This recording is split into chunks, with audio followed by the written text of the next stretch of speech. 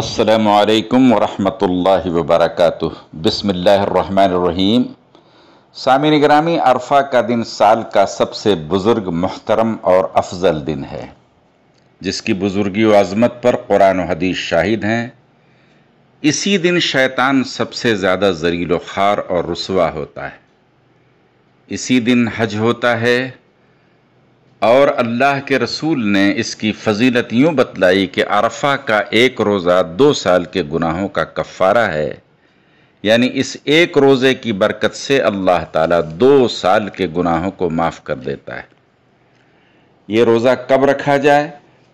آیا جب حاجی صاحبان عرفہ کے دن میدان عرفات میں جمع ہوتے ہیں، اس دن یا اپنے ملک اور علاقے کے اعتبار سے، اپنی تاریخ کے اعتبار سے 9 ذی الحجہ کو یہ روزہ رکھیں۔ تو اس مسئلے میں ایک اصول یاد رکھیں کہ اسلامی تاریخیں جو ہوتی ہیں وہ لیوناری کیلنڈر یعنی قمری کیلنڈر کے، چاند کے کیلنڈر کے حساب سے ہوتی ہیں، اور مسلمانوں میں اسی کا اعتبار کیا جاتا ہے۔ چنانچہ شب قدر، شب برات، روزے، عیدیں اور چاند کے سارے معاملات انہی چاند کی تاریخوں سے متعلق ہوتے ہیں۔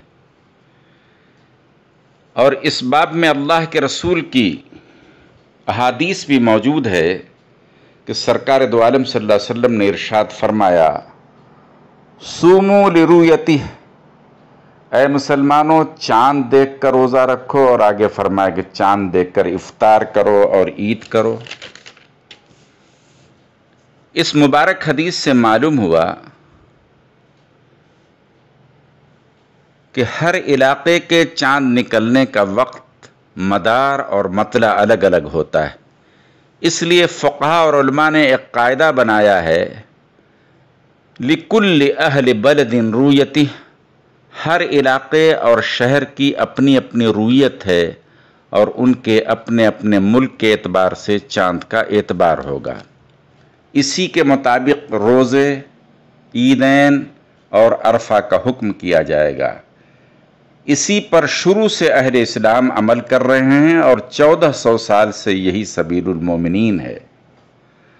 اور عملاً یہ چیز تو ممکن ہی نہیں ہے کہ مکۃ المکرمہ کے عرفہ کے دن سارے عالم میں روزے رکھے جائیں، کیونکہ پوری دنیا میں ایک ہی وقت میں ایک ساتھ دن اور رات نہیں ہوتے، بلکہ آدھا حصہ رات اور آدھا حصہ دن ہوتا ہے۔ تو مکۃ المکرمہ میں جب عرفہ کا دن ہوگا تو آدھی دنیا میں رات ہوگی، تو کیا اب رات میں روزہ رکھیں گے؟ اور جب دیگر علاقوں میں 9 ذی الحجہ ہوگی تو مکۃ المکرمہ میں پھر 10 تاریخ ہوگی۔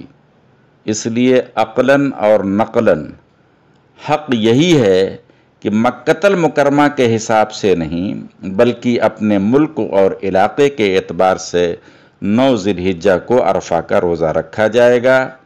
یہی صحیح اور یہی درست بات ہے۔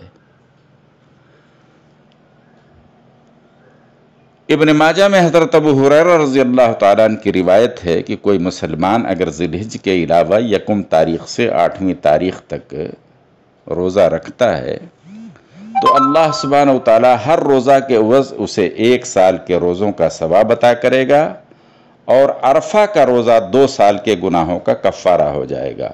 اللہ تعالیٰ ہم سب کو عمل کی توفیق عطا کرے، آمین۔